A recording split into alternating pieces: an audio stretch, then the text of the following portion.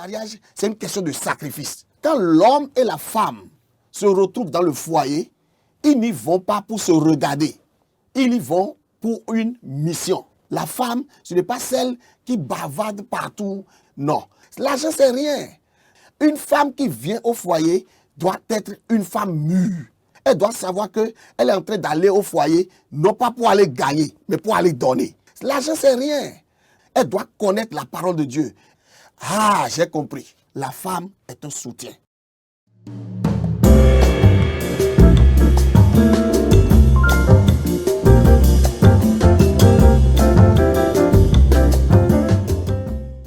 Amis téléspectateurs de Divin TV, shalom, que l'Éternel, notre Père et notre Dieu, vous bénisse et vous comble de toutes ses grâces. Je suis content de vous retrouver encore sur cette chaîne qui nous fait du bien et qui arrose particulièrement nos foyers. Sur cette émission intitulée Harmonie conjugale, nous aurons à donner beaucoup d'informations qui nous permettront d'avoir un foyer harmonieux ou un foyer heureux, comme on le dit. Mais bien avant tout, permettez-moi de remettre cette émission entre les mains du Seigneur. Nous sommes contents de t'avoir comme Dieu parce que tu nous combles de tes bénédictions. Envers chacun de nous, tu exprimes ta bonté, ta miséricorde et tu étends ta protection pour que nos vies soient en sécurité. Que ton nom soit loué, Seigneur notre Père. En ces lieux, nous sommes à tes pieds, attendant de ta part de nouvelles informations pour consolider nos foyers ou bâtir nos futurs foyers. Nous t'attendons, Esprit de Dieu, parle à chaque cœur disponible et faire en sorte que cette émission ne soit pas vaine. Au nom puissant de Jésus, nous avons prié. Amen. Je bénis le Seigneur, notre Père, notre Dieu, pour les promoteurs de cette chaîne, ceux qui travaillent dans cette maison et qui nous permettent d'émettre et de partager avec vous quelques notions sur le foyer. Je suis particulièrement content pour vous qui nous suivez, qui êtes fidèles à cette chaîne, vous qui permettez à ce que les différentes informations que nous envoyons n'aillent pas dans le vide, vous qui restez fidèles aux différentes émissions de Divin TV, je demande au Tout-Puissant de vous arroser et de vous bénir davantage. Nous sommes encore là pour échanger par rapport au foyer harmonieux. Et vous savez que sur l'émission précédente, nous avons eu à introduire ce thème, la construction d'un foyer harmonieux. La construction d'un foyer harmonieux. Nous avons eu à vous dire que le foyer, c'est quelque chose qui produit des hommes, c'est le ménage. C'est la source de chacun de nous et tout le monde vient d'un foyer. Il est important aussi pour nous d'avoir un foyer pour pérenniser l'existence de la race humaine. C'est important pour chacun de nous de comprendre comment faire pour que la production ne soit pas sauvage et comment faire pour que les hommes qui vont vivre après nous ne soient pas des délinquants, des hors-la-loi, des personnes qui ne seront pas utiles à la société. Et pour le faire, il faut avoir un foyer harmonieux. Un foyer harmonieux, et qu'est-ce que c'est? Nous avons dit que pour comprendre de fond en comble ce qu'il faut pour avoir un foyer harmonieux, il faut partir d'un conseil, d'un expérimenté. Nous avons essayé de voir un peu, selon Proverbe chapitre 14 au verset 1er, ce que le plus expérimenté des maris nous a dit, Salomon. Celui qui a eu 1000 femmes, qui a géré 1000 femmes. Qu'est-ce qu'il a dit? Il nous a dit que le foyer ne se décrète pas. Un foyer harmonieux se construit. Et pour construire, il faut forcément comprendre que ce n'est pas d'un coup de bâton magique que la construction se fait. Il faut partir d'étape en étape. Il faut s'asseoir et évaluer ses capacités. C'est-à-dire qu'il faut se faire préparer pour aller au foyer. La plupart des jeunes qui se mettent aujourd'hui dans les foyers ne se font pas préparer. Dès qu'on a envie de quelqu'un, on se jette dans ses bras et puis, gloire à Dieu, on va devant le pasteur, c'est un foyer. Quelques jours, quelques mois après, on retrouve le foyer complètement disloqué. Les enfants, s'ils en avaient, se retrouvent dans la rue. La femme se retrouve dans un autre pays ou dans un autre foyer. Et aujourd'hui, on se met ensemble, on se sépare, on ne tient même plus compte de ce que les Saintes Écritures nous enseignent. Aujourd'hui, on parle de divorce. On parle de divorce dans le milieu chrétien. Et on en parle même plus que dans le monde. Ça fait pitié. Et il est important pour chacun de nous de venir au pied du Seigneur, de recevoir de sa part des instructions par rapport au foyer pour que nos foyers puissent être des foyers harmonieux. Bien-aimés dans le Seigneur, s'il faut parler d'harmonie dans le foyer, il est important que nous prenions les mots-clés de ce thème pour les éclairer, pour les clarifier un peu, afin que chacun de ceux qui vont désormais se mettre sur cette piste sache en quoi s'en tenir. Un foyer de façon ordinaire, à l'africaine surtout, un peu partout, le foyer, c'est un dispositif. C'est un dispositif, un support qui permet de façon traditionnelle de faire le feu, de porter la marmite, de porter une casserole, en tout cas quelque chose qui va nous permettre de préparer. Vous savez que le foyer, ce n'est pas un dispositif à 2 supports, c'est un dispositif à 3 supports. Pourquoi un dispositif à 3 supports? Pourquoi la plupart des foyers, c'est-à-dire à 99% des foyers, ont toujours 3 supports? Et pourquoi on appelle un couple un foyer? Ce n'est pas anodin. Ça a une signification. C'est important pour nous de le savoir. La Bible nous dit dans Ecclésiaste chapitre 4, du verset 9 au verset 12, je lis. 2 valent mieux qu'un, parce qu'ils retirent un bon salaire de leur travail. Car s'ils tombent, l'un relève son compagnon. Mais malheur à celui qui est seul et qui tombe, sans avoir un second pour le relever. De même, si 2 couchent ensemble, ils auront chaud. Mais celui qui est seul, comment aura-t-il chaud? Et si quelqu'un est plus fort qu'un seul, les 2 peuvent lui résister. Et la corde à 3 fils ne se rompt pas facilement. Je voudrais attirer votre attention sur le verset 12 de Ecclésiaste chapitre 4, qui nous dit, si quelqu'un est plus fort qu'un, les 2 peuvent lui résister. Le fil à 3 cordes ne se rompt pas facilement. Alors, vous n'y voyez pas un paradoxe? On a parlé d'un, de 2 et de 3.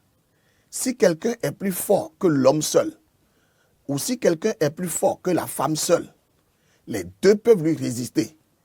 Mais en voulant conclure, il a dit, le fil à 3 cordes. D'où vient la 3e corde?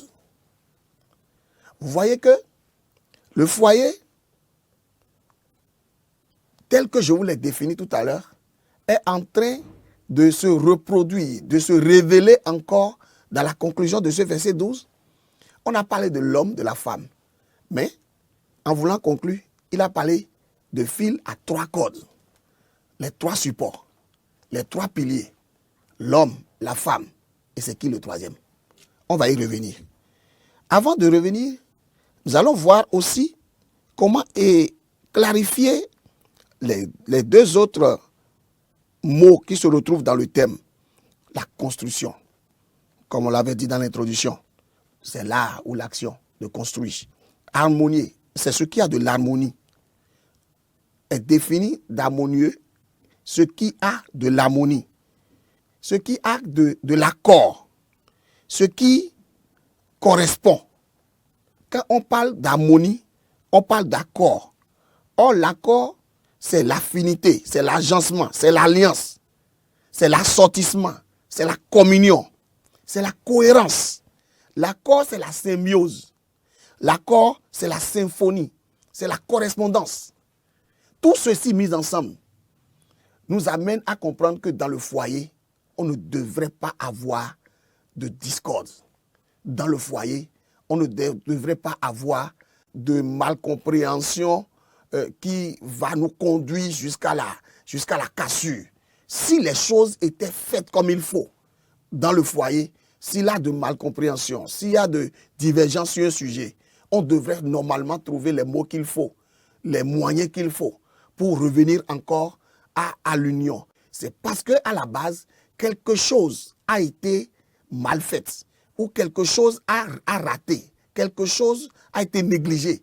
La préparation qu'il faut avant que les gens ne se retrouvent au foyer, cette préparation aujourd'hui est bafouée que dans le foyer. Quand il y a de divergences sur un sujet, on pense que chacun doit rester dans son coin et l'ego prend le dessus, ce qui amène à la discorde, à la division, à la cassure.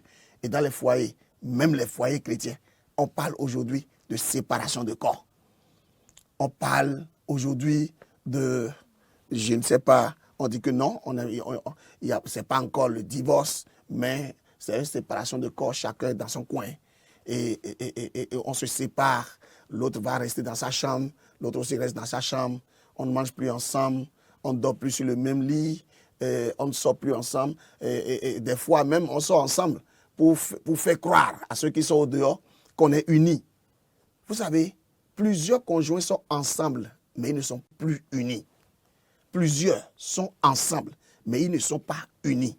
Ils ne sont pas unis parce que l'harmonie manque dans ces foyers-là.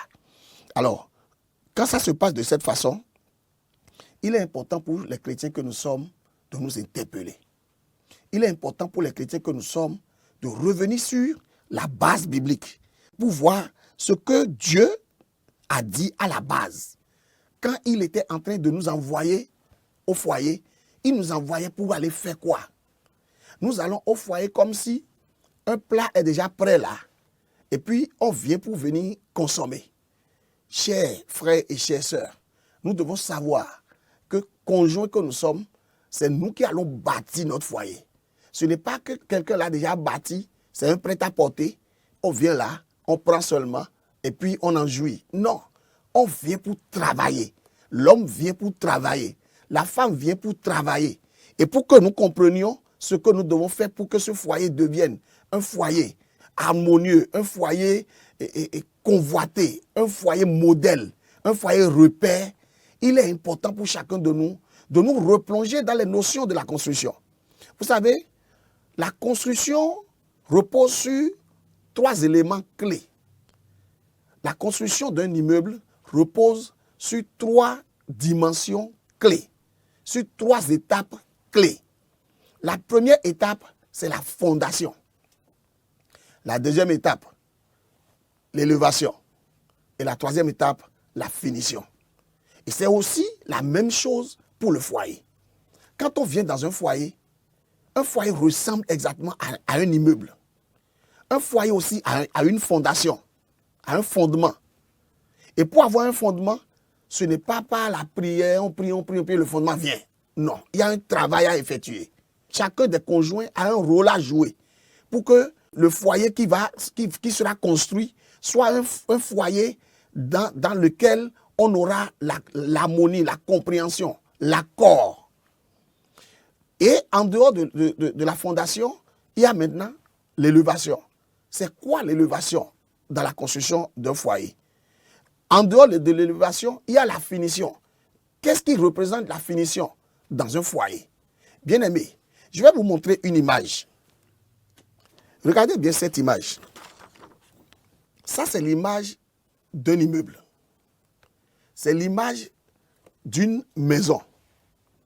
Et nous savons que pour entrer dans une maison comme celle-là, nous avons vu des escaliers. Chacun de ces escaliers-là, ici, il y en a 3. Les 3 ne sont pas là au hasard. C'est parce que les 3 ont leur rôle à jouer, ont leur signification. Nous avons ici les fenêtres, il y a des portes, il y a des lumières, il y a un toit, il y a des appuis fenêtres. Et tout ça pour rendre la maison jolie et permettre à ce que la maison soit vivable. Tout ce que nous voyons ici, là, est là pour jouer un rôle. Même la peinture sur une maison a un rôle à jouer. Il n'y a pas de maison qui n'ait pas besoin de lumière, qui n'ait pas besoin de fenêtres, qui n'ait pas besoin de portes. Et sur cet immeuble, comme vous le voyez, tout ce qu'il y a ici a une correspondance dans le foyer. La fondation, apparemment, n'est pas visible, comme toute autre maison d'ailleurs. Et pour le foyer aussi, sa fondation n'est pas visible. Mais quand on commence par monter les murs, on sait s'il y a une fondation ou s'il n'en a pas. Dans le foyer aussi, quand on commence par monter les murs, on sait Si à la base, il y a une fondation, ou si on n'en a pas, pour les toits, le toit, la lumière, les portes, les fenêtres, les appuis fenêtres, etc., etc., tout ce que l'on met sur un immeuble joue un rôle. Et c'est ainsi que dans un foyer aussi, tout ce que nous voyons là a un rôle, c'est-à-dire a une correspondance dans un foyer, pour que le foyer soit un foyer harmonieux. Mais avant d'en arriver là, nous allons entamer d'abord la fondation. La fondation dans un foyer harmonieux, qu'est-ce que ça veut dire? Nous allons lire d'abord dans le livre de Matthieu au chapitre 7. Matthieu chapitre 7, versets 24 à 27. Il y a là une leçon sur la fondation que notre Seigneur Jésus nous a communiquée. C'est pourquoi quiconque entend ces paroles que je lis et les met en pratique sera semblable à un homme prudent qui a bâti sa maison sur le roc. La pluie est tombée, les torrents sont venus, les vents ont soufflé et se sont jetés contre cette maison. Elle n'est point tombée parce qu'elle était fondée sur le roc. Mais quiconque entend ces paroles que je dis et ne les met pas en pratique sera semblable à un homme insensé qui a bâti sa maison sur le sable. La pluie est tombée, les torrents sont venus, les vents ont soufflé et ont battu cette maison. Elle est tombée et sa ruine a été grande. Là se trouve une leçon profonde et très inspirée de notre Seigneur Jésus-Christ sur la fondation d'une maison. Avant de construire une maison, avant de bâtir un immeuble, il est indispensable de lui donner une fondation correspondante. Si vous avez envie de bâtir juste une cabane, vous n'avez pas besoin de fondation. Si vous voulez bâtir un appartement d'une chambre salon, vous faites une fondation correspondante. Si vous voulez bâtir un immeuble R plus 1, R plus 2, R plus 3, R plus 100, bon, même s'il n'y en a pas encore un peu, même si ça ne coupe pas les rues, mais il y en a qui construisent R plus 100 dans les pays développés. Bien aimé, tout ce qu'on veut bâtir définit de la fondation qu'on lui donne. Et quand nous voulons bâtir notre foyer, comme Salomon nous l'a enseigné, il est important pour nous de savoir quel genre de foyer nous voulons avoir. Voulons-nous avoir un foyer de pagaille, un foyer de désordre, un foyer de querelle, un foyer d'incompréhension au quotidien? Voulons-nous produire des enfants délinquants? Voulons-nous être au foyer et transformer notre salon en ring? Voulons-nous que dans le foyer, il y ait des discordes à tout moment? Voulons-nous avoir un foyer de mésentente, de malcompréhension? Qu'est-ce que nous voulons avoir? C'est à ça que chacun de nous doit réfléchir depuis que nous voulons aller au foyer.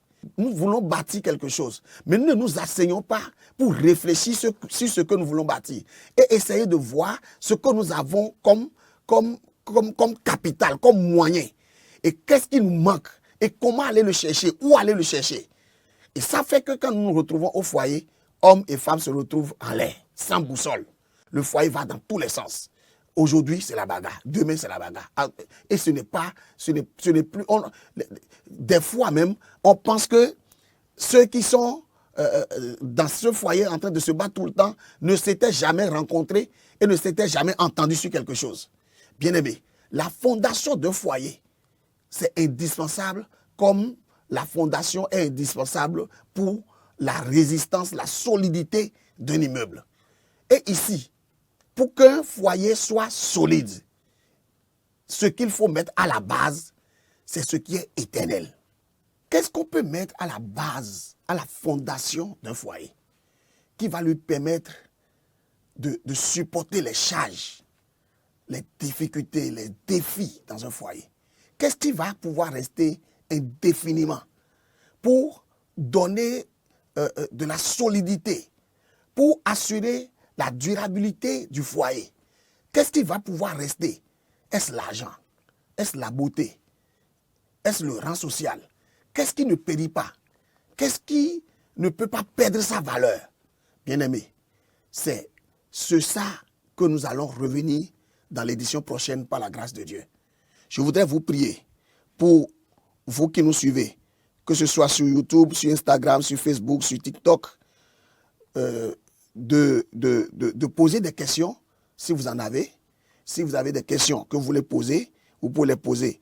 Vous pouvez aussi poser votre question sur WhatsApp au numéro plus 229 95 25 46 44, plus 229 95 25 46 44, pour que nous puissions vous aider si éventuellement il y a des points d'ombre dans ce que nous avons développé.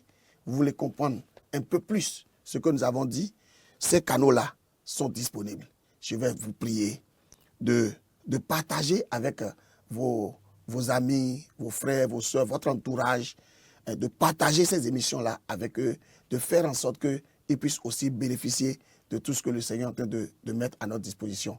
La grâce du Seigneur repose sur chacun de nous et nous permet encore de nous retrouver prochainement. Prions. Seigneur, merci. Merci pour tout ce que tu nous as dit encore en ce moment. Merci pour la vie de l'équipe qui nous a aidés à tourner cette émission. Merci pour la vie du promoteur de cette chaîne. Merci pour la vie de tous les téléspectateurs de Divin TV. Merci pour tous ceux qui vont commenter, ceux qui vont publier. Merci pour la vie de ceux qui vont nous rejoindre encore. Que la grâce du Tout-Puissant repose sur nous tous et que les jours à venir, nous puissions véritablement jouir de cette édition que tu as mis à notre disposition pour donner de la consolidation à nos foyers et donner à chaque jeune qui se prépare au mariage les notions qu'il faut pour avoir un foyer harmonieux. Au nom puissant de Jésus. Amen. Le mariage, c'est une question de sacrifice. Quand l'homme et la femme se retrouvent dans le foyer, ils n'y vont pas pour se regarder. Ils y vont pour une mission. La femme, ce n'est pas celle qui bavarde partout. Non. L'argent, c'est rien. Une femme qui vient au foyer doit être une femme mûre. Elle doit savoir qu'elle est en train d'aller au foyer, non pas pour aller gagner, mais pour aller donner. L'argent, c'est rien. Elle doit connaître la parole de Dieu.